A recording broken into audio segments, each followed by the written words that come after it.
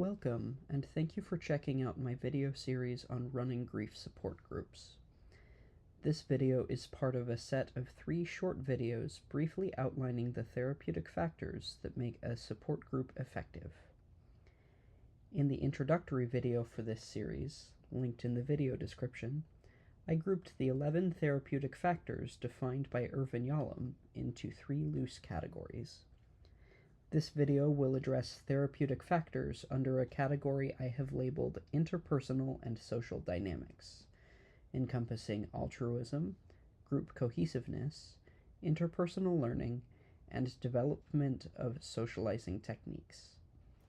Before we begin, I want to emphasize that all 11 of these factors can overlap or link together, and that the categorization I've presented here is merely functional.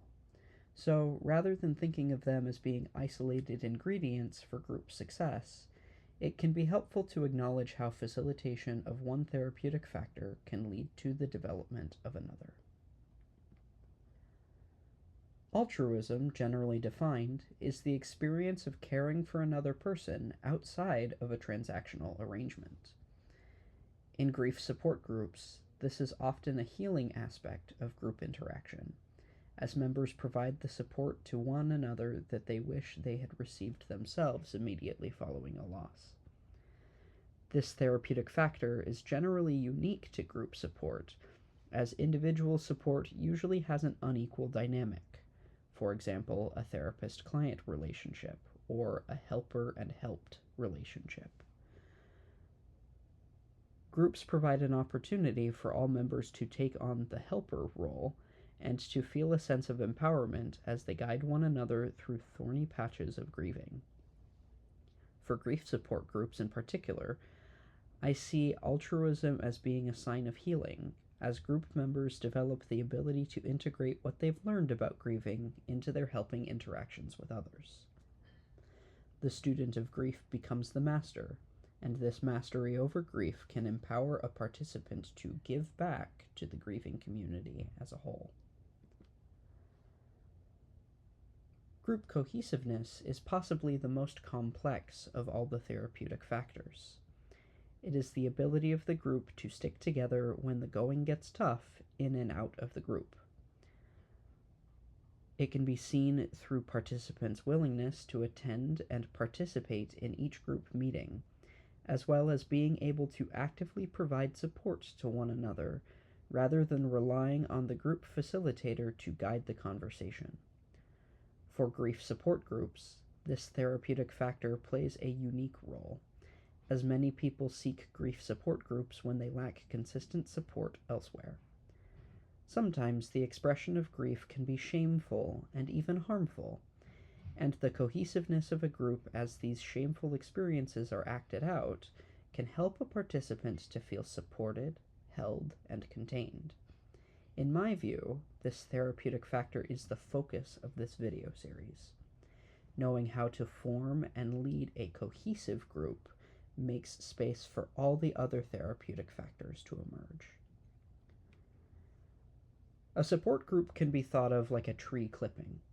It's a portion of a broader society with all its strengths and weaknesses that is nurtured separately and allowed to grow into something new. Within the support group environment, participants can observe how people in broader society generally treat one another and how they each respond to these trends as they emerge in the group. For grief support groups, many participants have experienced harmful interactions with others following the death of a loved one. Some of these interactions involve overt or aggressive expressions of disdain for the griever's experience, while others are more passive or neglectful. The group provides an opportunity for participants to have a corrective emotional experience that shows each participant that their grief does not have to be met with disdain or neglect, and that they do not need to hide their grief in order to stay safe. In my groups, I often explain that interpersonal learning is like figuring out how to play catch with a ball. You learn how to throw the ball in ways that others can catch it, as well as how to catch the ball when it is thrown in many different ways. Like playing catch, interpersonal communication involves knowing how to clearly and respectfully communicate, and how to receive others' communications with grace. Finally, I want to share a few remarks on the development of socializing techniques.